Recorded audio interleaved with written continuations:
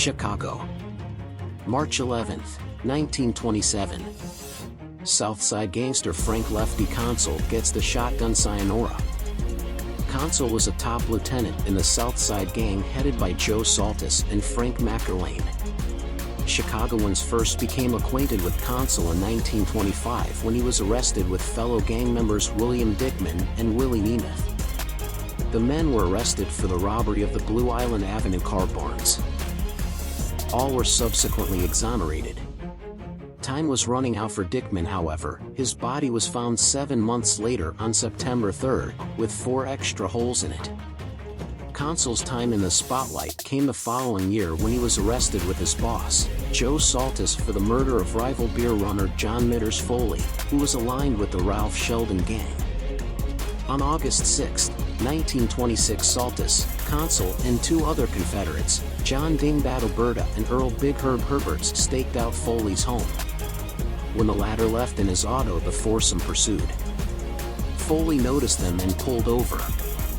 Jumping from his auto, he made a run for it as the shotguns went off.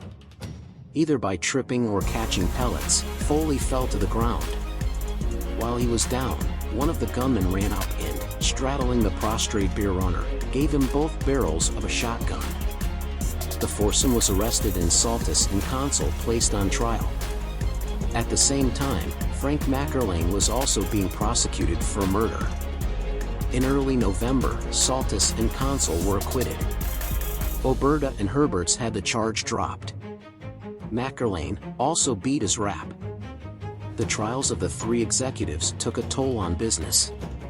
With their legal troubles behind them, the gangsters began to make up for lost time. "We're down. We're broke," Koncil told detectives after being picked up in early March, 1927. "But we won't stay that way. We're going to get back what we used to have. We won't be pushed around anymore. And if anybody gets in the way, we'll take care of him." On the night of March 11th, less than a week after uttering those words, Koncil was in Joe Saltis's sedan along with gang member Charles Big Hayes Hrubrick. It is believed that they had just exited a saloon where they informed the proprietor that they were back in business and he would be buying his beer from them.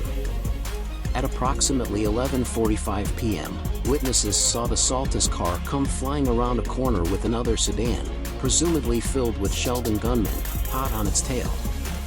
The Sheldon car pulled up alongside the Saltis machine and a number of shotguns went off.